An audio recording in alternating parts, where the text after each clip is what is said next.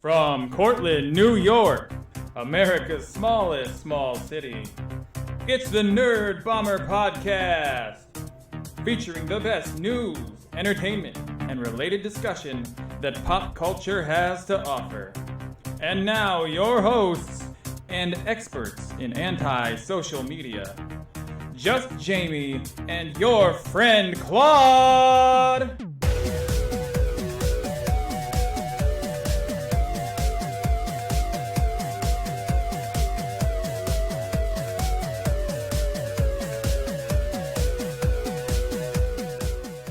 Ladies, gentlemen, millennials, welcome to the Nerd Bomber Podcast. I am your friend Claude, here as always with Just Jamie. And today's episode, we are talking about our favorite lesser-known comedy films. And in that spirit, we've also got a very special guest.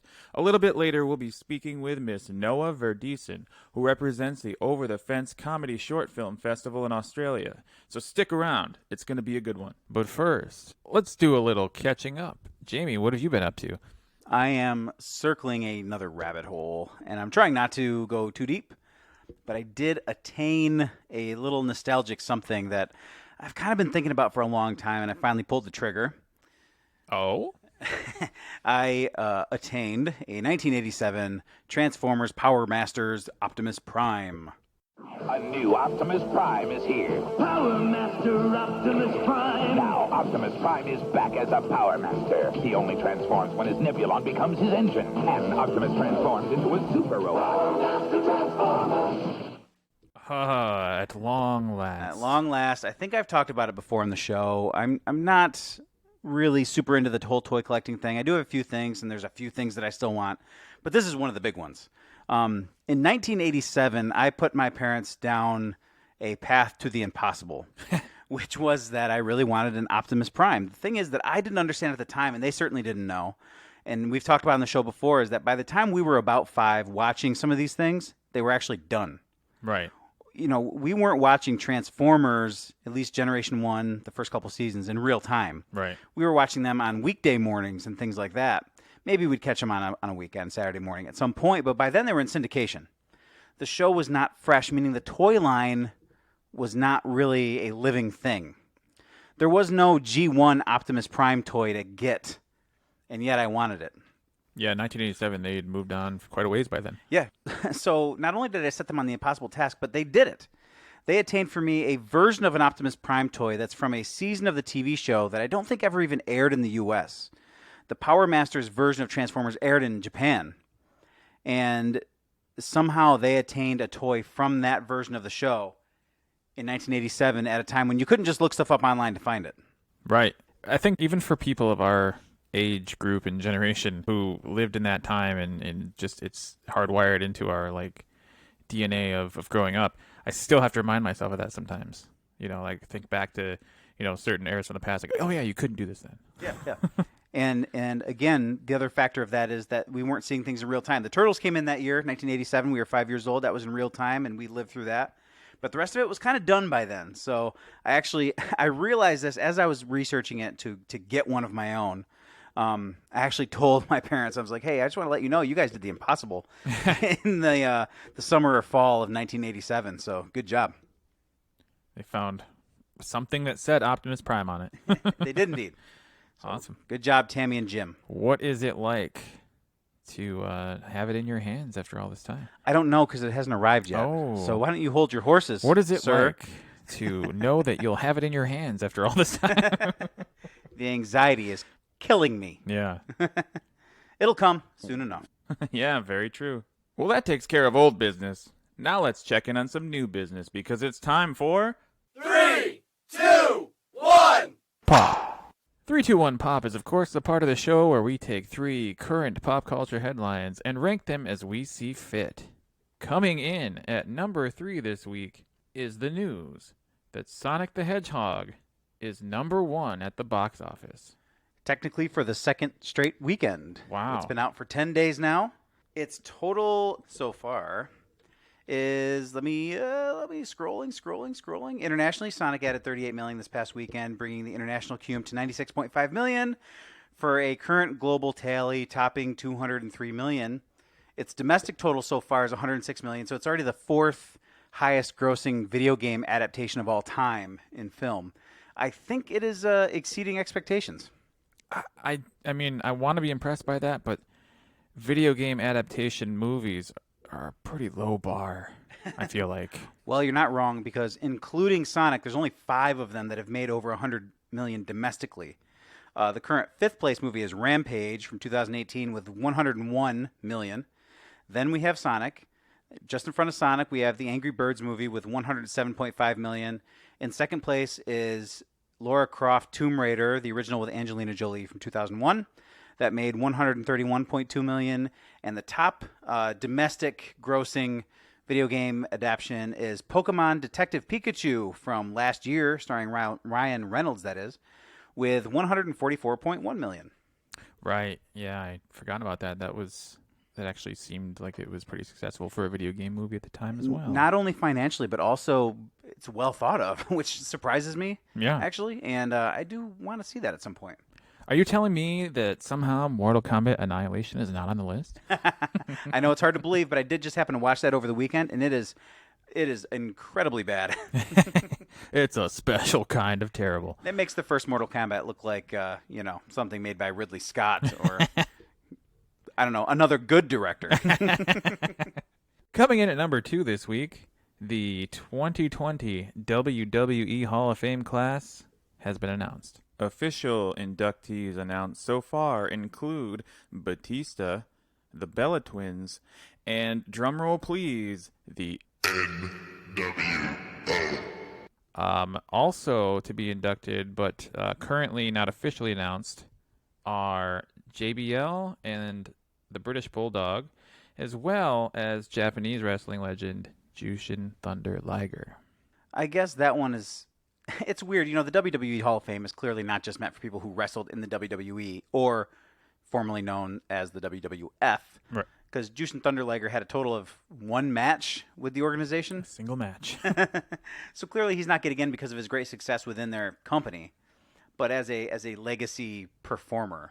Yeah, I mean, they could stretch and justify it by saying, well, since they own WCW and he performed there a decent amount, then technically he performed for them or under their umbrella properties. But it's just an excuse, I think, to do something positive for once, to honor a guy who just ended this year his impressive 36-year career in professional wrestling. I do have a little bit of a cynical response to your positive statement there. I mean, I'm wondering if the WWE is taking advantage of celebrating a Japanese wrestler just to get in the good graces of Japanese wrestling fans. I mean, they've got... I think they're pretty well embedded in the culture over there, but Japan also has, of course they have the New Japan Pro Wrestling, which kind of dominates the market over there. And it can't be overstated that WWE would love to get in there probably on a stronger foundation, and attracting Japanese fans to this sort of positive, goodwill gesture could be a way to navigate into that. Yeah, I definitely think that's at play here. Not something they're going to necessarily publicize, but a move like this should go a long way towards that goal. Right. And, I'm not surprised by any of the other inductees, I suppose. The Bella Twins, I wasn't really watching at the time when they hit their peak, so I don't really have that much of an opinion on their success or abilities as performers, either in the ring or outside the ring. And, of course, to see the NWO go in is no surprise at all. This will be how many times in now for Hogan? I believe it makes the second time for not only Hogan, but also Hall and Nash, as they're all in individually. I wonder if anybody who is technically in the NWO at any point can claim status as a Hall of Fame member now. Right.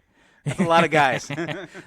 How awesome would it be if 30 guys came walking out when they went up to accept the award and give their speeches? Scott Norton, WWE Hall of Famer. Horace Hogan, WWE Hall of Famer. Soul Train Jones, formerly Virgil, formerly Vincent, Hall of Famer. Actually, you know what? I think this is also the second time for Sean Waltman, who went in with DX last year. Right, yeah. So he's in with both of the big competing against each other factions at the time. Who knew how lucrative a move that would turn out to be? So yeah, All of the NWO members who will be getting inducted this year are now 2-time inductees in one fell swoop. Coming in at number 1 this week, Netflix announces a top 10 most watched feature. Yeah, this is something that they've piloted in the UK and Mexico last year. And in a letter to investors, Netflix CEO Reed Hastings wrote, "For those who want to watch what others are watching, this may make choosing titles even easier."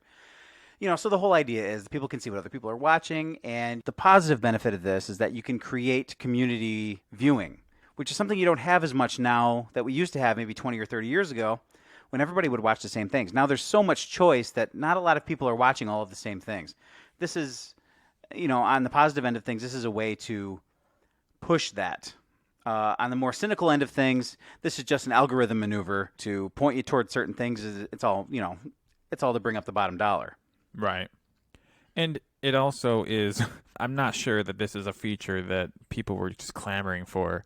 And there's several others that people have been clamoring for that are still not in place.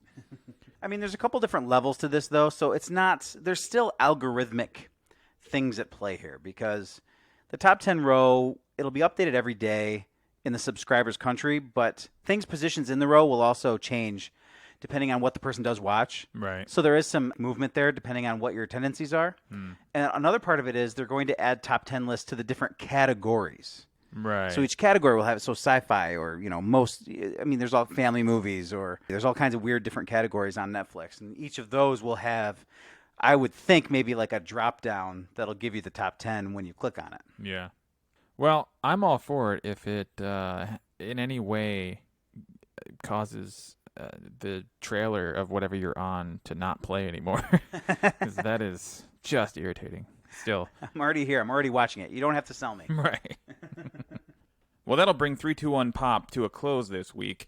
Now let's talk to our guest. She's here to tell us about a very cool event called the Over the Fence Comedy Short Film Festival. Calling in all the way from Perth, Australia. And without further ado, here is our conversation with Miss Noa Verdiesen.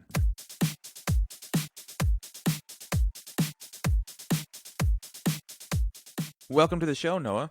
I understand you're an intern with the Over the Fence Festival. What are you studying, and how did you come to be involved with it? So I am studying international leisure management in the Netherlands. And the education is our education is 4 years, and our third year you have to do an internship. So you either have to do a internship of 40 weeks or 2 times a different internship of 20 weeks. And I was kind of looking around and I didn't really know what I wanted to do. And our school has this big database with all these companies that they work together with. And the Over the Fence Festival was one of those companies. And when I read the description, it was really interesting to me because it wasn't a big company. It was basically just me and my boss. And I was like, yeah, that's something that I really like doing because then you'll actually get a lot of attention instead of when you're working in a big company and you're more a number than actually a person. Right. And so I sent an email and I applied, and I think a week later I got the job already. Nice. Yeah, it all went really quick. So how long have you been with the festival so far? Now for 6 months, almost 7, I think. Yeah. Cool. Yeah, because our school in Australia, the school years are different, and because the seasons are different, and our school year is from September till June. I think it's the same in the States. Right. But when I came here, all my friends did have their summer vacation already, so that was kind of weird. But I think it's been 6 months now. Yeah. That's great. It sounds like kind of a quick adjustment. How do you like it so far, and what's your experience been like? Oh yeah, no, it's really nice. I really like it a lot.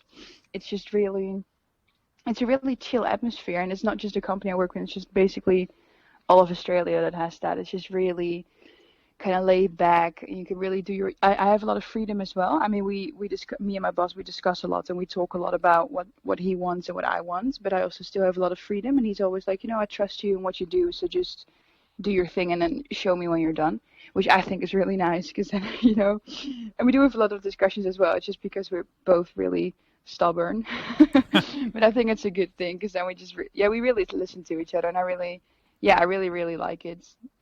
It sounds like a lot more flexibility than you get with a lot of internships. Yeah. That's cool. Yeah, 100%.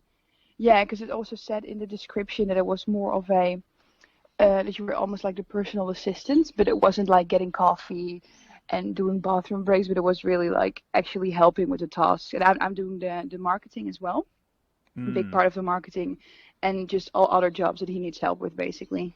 Right. Sounds like a pretty great and fairly unique opportunity. Can you describe the Over the Fence Comedy Festival and what it entails? Yeah, sure can. The Over the Fence Comedy Film Festival is a short comedy film festival. This year we're screening with, I think our longest film is 15 minutes and the shortest one is only 2.5 minutes. So there's a really wide range. It's an international festival as well. This year we've only got 4 Australian films out of the 14 films that we show. And we've got films from Brazil, the Netherlands as well, and from France and Spain. And also from the US, the UK, and Canada. Wow. So there's always, but our entries are also from Iran, and I think there were a few from Korea. There's just all over the world people send in their films. And the Over the Fence Festival has 2 festivals. So the normal Over the Fence Festival and their sister festival is called A World of Dark Comedy, which basically speaks for itself as more like the dark comedy films.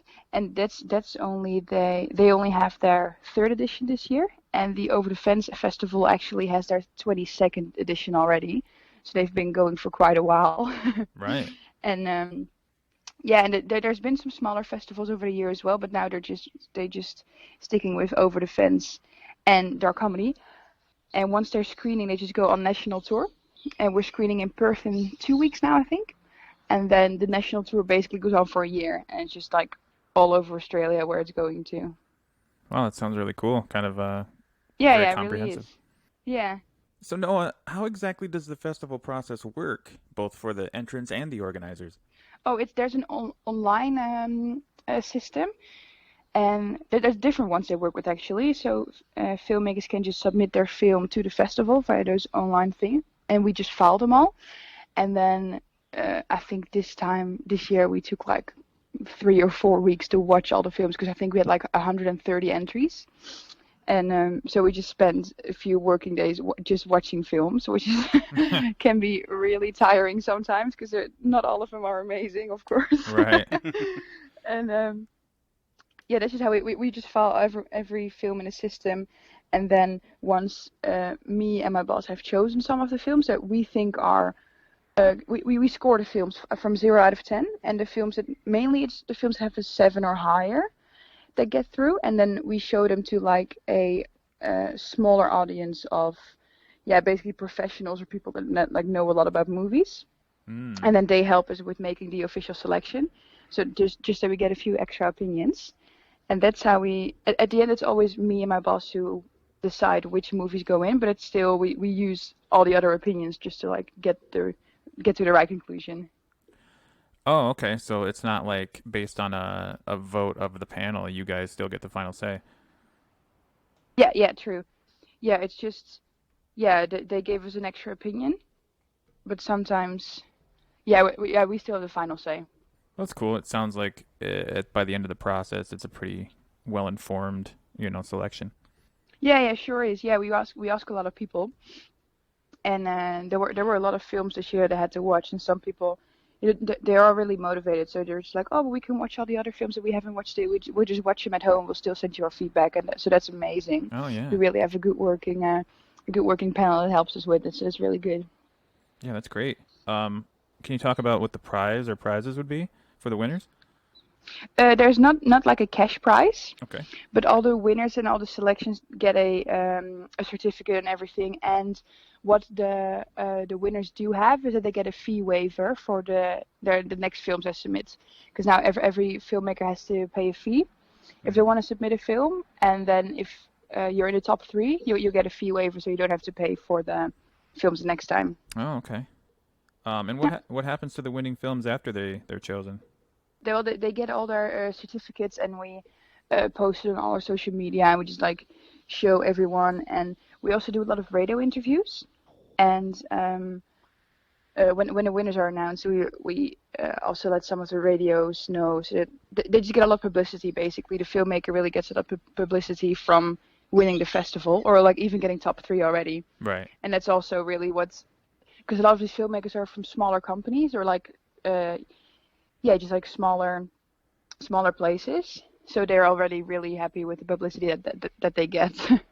Right. That kind of notoriety is really nice. hmm So how do you feel that your time with the Over the Fence Fest will affect your career going forward? Well, I'm learning a lot. I really not just like about the field that I'm working in, but also like intercultural wise. Because obviously I'm on the other side of the world, so it's kind of like, oh, that's a lot. Right. And and I'm learning a lot about what I like and what I don't like, and also about the professional industry, because that's at our education a lot of. We even have this one class that's called professional leadership, just about like how are you a professional and how are you a good leader. And it's really nice to finally get everything in practice and actually see how the working world actually works. So that's I just think I'm learning a lot right now, not just about the industry, but also about myself and how I react to things. And we still have to make a lot of reports for school.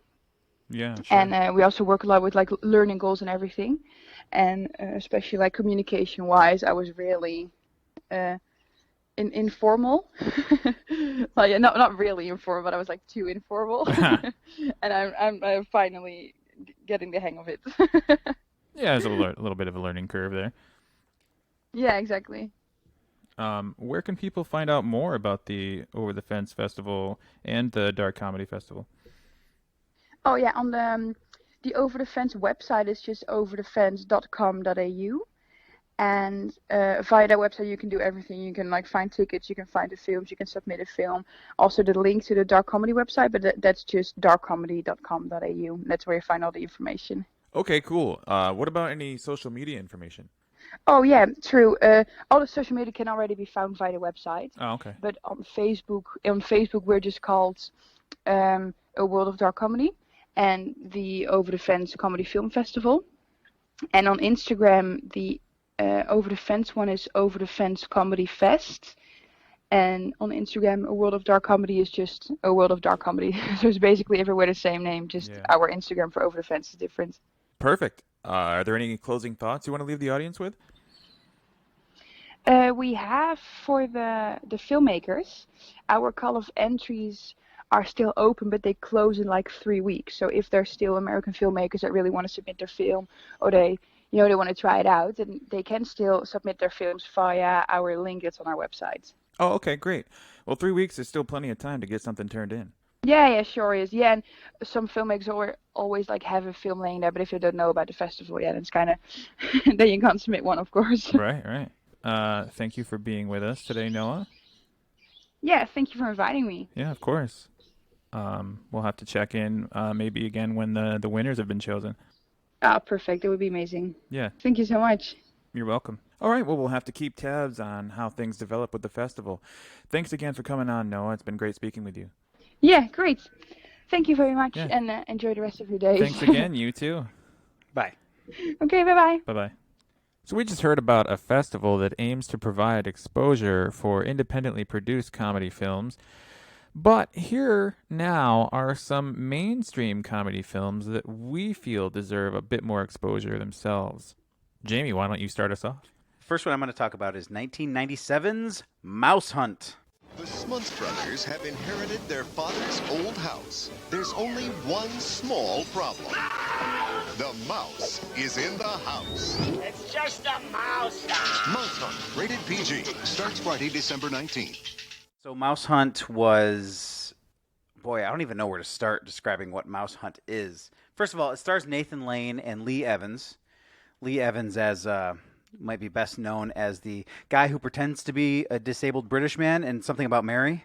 Oh, yes. So he plays, the two of them play brothers who have inherited this mansion that's worth money because it was, the architect was famous and there's collectors, and if they restore it properly, they get a lot of money. Except for there's a mouse that lives there, and the mouse undercuts their efforts. And the whole movie is this kind of black comedy slapstick thing that happens based on them trying to overcome the mouse. The tagline of the movie is "Who's hunting who?" The movie also features one of the greatest, weirdest extended cameos in the person of Christopher Walken as an exterminator. Oh, And it is amazing. So the movie has this weird timeless quality where the styles of technology and clothing and vehicles and backgrounds and everything else range from the 40s to the 90s. So it takes place in all times and outside of all times.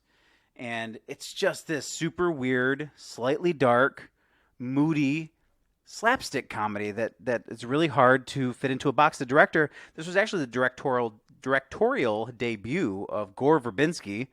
Really? Yes, Oh my absolutely. God. Yeah, of Pirates of the Caribbean. He directed the first 3 Pirates of the Caribbean movies, as well as The Mexican and The Ring and a few others. His first movie, and it's a weird, wacky one, and everybody should see it at least once. I've actually never seen it. I'm kind of interested now. Sir, it's about 20 feet away from us right now. Oh, I had no idea. It's in the arsenal. It is. I remember when it came out, and I remember thinking, oh, that looks like a silly kids movie. I was hasty, apparently. I think that you were indeed. All right. Well, maybe it's time after, 25 years or so? 23 years, to be exact. Okay. I think, I don't know if I'm dreaming this up, but I thought I've seen this online somewhere. Are there any real comparisons able to be made between this and Ratatouille from years later? I mean, in that there are movies that have vermin as kind of a star. I mean, the mouse in Mouse Hunt is very intelligent and scheming, but it doesn't speak. Okay. It's very slightly anthropomorphized. I mean, it basically looks like a mouse. It does some anthropomorphic things, like, lays down in a sardine can and pulls the blankets up on itself. But it doesn't talk. It doesn't have, like, big doe eyes or anything like that. So in terms of, like, its intelligence, maybe you could compare it to something like Ratatouille. But it doesn't, it doesn't speak English when it's not talking to humans or something like that. All right. A non-verbal mouse antagonist. It's more like, I would compare it more to Jerry from Tom and Jerry. The humans are the Toms and he's the Jerry. This is one hell of a badass mouse, huh? It really is. Yeah, I look forward to correcting my error. It's going to happen. My first choice is a movie from 1991 starring John Candy called Delirious. Jack Gable may appear to be successful, but he still has his problems. Here, let me help you up here. Especially with women. Jack, when are you going to stop kidding yourself about Laura? There's nothing going on between me and Laura. I know that. But do you? Till one day, the writer of the sappiest soap on TV. These heart, lung, liver transplants are almost routine. Good scene. Really great scene. Had a slight accident and woke up to find himself living in his own show. You're in Ashford Falls Community Hospital. There is no Ashford Falls. See for yourself. Oh, no! All I want to do is get out of this stinking little town. You say you're a writer, then write your way out! And this is a movie that I have talked about off and on for years, for decades. For millennia. It feels like it. I remember telling you about it in elementary school. Yes, I remember hearing about it in elementary school during lunch period. Yeah. And just you describing how hard you were laughing at it. I was breathlessly amused. And it has, and I still have not seen it to this day, much like you have not seen Mouse Hunt. I have not seen Delirious, but it retains an almost mythic status in my head because of those days of you being so hyped up about its hilariousness without actually seeing it for myself. I don't know. I think my parents rented it or something one time as a fluke at the video store. Right. And for whatever reason, I thought it was the goddamn funniest thing I've ever seen in my life. I was out of breath several points watching this movie. And probably 15 years or so later, I watched it again because I'd only ever seen it that one time. Right. And for whatever reason, it made such an impression on me the first time that I remembered everything to the point where I didn't laugh at all the second time. There was just no surprises, no renewed sense of hilarity. I don't know. I guess your first time will be the greatest time. So, I guess think long and hard about when you want that to be. But it's basically about John Candy plays a soap opera writer who he decides to go. He lives in New York City and decides to go on a trip to Vermont for the weekend to get away and do some writing, and gets in a car accident shortly outside of the city. And when he wakes up, he is in the world of his own soap opera that he writes and creates. He's in the hospital that is in the show, and he spends the whole time, like, initially, like, saying, like, oh, this is very funny, and calling them by their actor names, and, everybody, of course, is like, what are you talking about? Okay, all right. And then just hilarity ensues. It's basically a giant soap opera parody. Like, everything's ridiculous. Everything, all the deaths and injuries are crazy, and everything's super dramatic. And Right. yeah, it has to be seen. And I guess I have to see it. I think you should. All right. We agree. Yeah, so that was my first pick. What's your next one? All right. So I'm ready. This is one we have both seen, and we both like. I happen to know that for a fact. Yeah. It is Josie and the Pussycats from 2001. On April 11th, 3 small-town girls You're a great crowd. Okay, girls, we need the lane now. are going big time. You want to sign us? Yes! I'm a girl from Riverdale. I'm not a rock star. You gotta believe in yourself. Rachel Lee Cook, Tara Reid, Rosario Dawson, No matter what happens, we will always be friends first. Josie and the Pussycats. Rated PG-13. At theaters Wednesday, April 11th. Stars Rachel Lee Cook, Tara Reid, Rosario Dawson, Missy Pyle, Alan Cumming, Parker Posey, and it also has kind of, they're not quite cameos, but they're smaller parts, but important parts of the story as a fake boy band called De Jour. The members of De Jour are played by Alexander Martin, Brecken Meyer, Seth Green, and Donald Faison. And it has cameos of Serena Alchel, Carson Daly, Aries Spears, Eugene Levy, Babyface. Essentially, this movie that was not well appreciated in its time at all. It was a terrible bomb at the box office. It was badly reviewed, badly received. But it has gained some cult status. And I think that people in our generation, of our age and gender, etc., probably don't appreciate this movie for what it is, which is a really genius satire of pop culture at that time, the early 2000s, late 90s, early 2000s. Yeah, especially concerning the boy band trend that was still hot around then. Yep. And just kind of the shadiness and ridiculousness of the music business. Yeah, the manufactured nature of certain things. Right. And also just great performances. I mean, Alan Cumming and Parker Posey are great as the record executives. I think she's kind of like the top dog, and he's underneath her. It's just really good satire. It fits. It's right up there with, although it's not an improvised movie in the style of a Christopher Guest movie. A lot of the comedy notes are similar to that, right? And I really appreciate it. Yeah, it's a good comparison.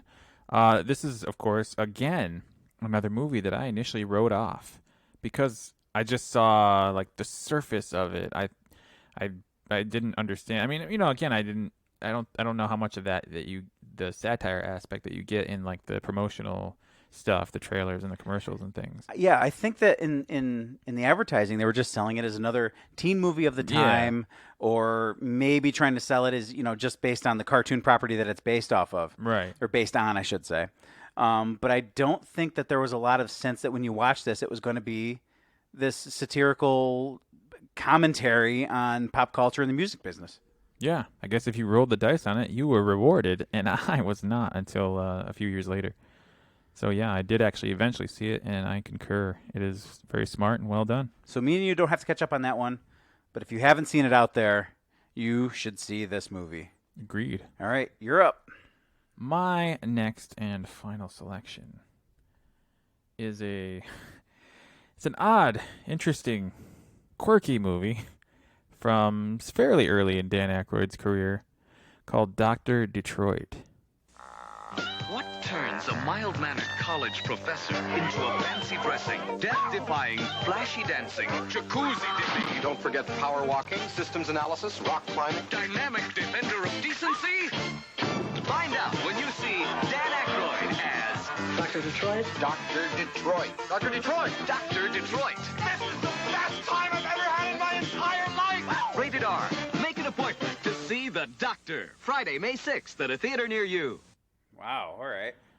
This is a new to movie. Yeah, it's from 1983, but I didn't hear about it until probably about 1990, when some local station just ran it on like a Sunday afternoon movie or something, and the commercials for it played up this weird aspect of this character that made him almost seem like he had superpowers, or it was like a kind of a demented superhero kind of thing.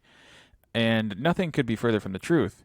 That scene is like a split-second scene towards the end of the movie. But what this movie's actually about is Dan Aykroyd plays a stuffy college professor, and somehow he comes across the path of a very successful pimp, and ends up riding in his limo with him and 3 of his girls, and somehow becomes like friends, and they end up having like a night of partying on the town.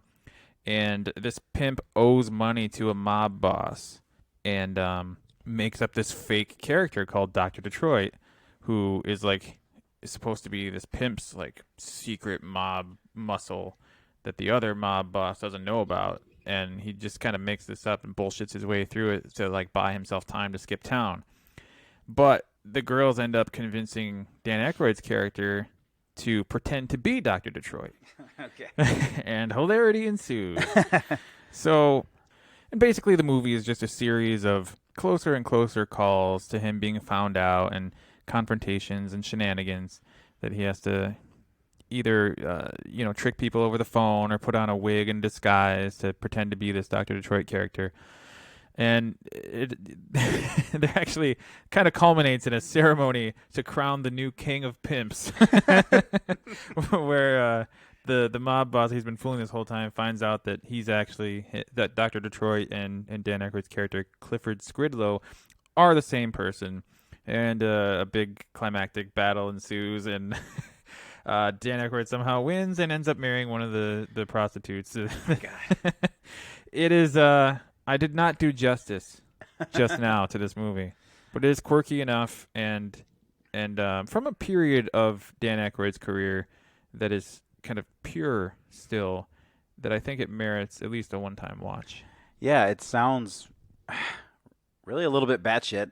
Yeah, it is. I've never seen this. I have zero awareness of it. Usually with somebody like Dan Aykroyd, who has a place in a certain pop culture status, usually I would be aware of things like this, even if I hadn't seen it. Right. I would be aware of it. But this, I mean, I have never heard any of this. This does not sound familiar. So I'm surprised that I knew nothing of this, and it sounds so absurd. Absurdity is the name of the game, and 99% of its appeal. So the fact that you haven't heard of it makes it perfect to kind of champion it for having more exposure. I guess so. Well, that'll bring this comedy movie-centric episode of the Nerd Bomber podcast to a close. But before we go, thanks again to Noa Verdiesen and the Over the Fence Comedy Film Festival in Australia. Head over to overthefence.com.au and check out some really cool independent comedy shorts. Finally, we want to wish you a happy Twin Peaks Day, because February 24th is the same day on the not quite hit show Twin Peaks, where FBI Special Agent Dale Cooper, played by Kyle MacLachlan, arrived in the town of Twin Peaks to investigate the murder of Laura Palmer and kick off the series. Ooh. So we're going to go get some coffee and some pie to celebrate, and we'll see you next time. Later.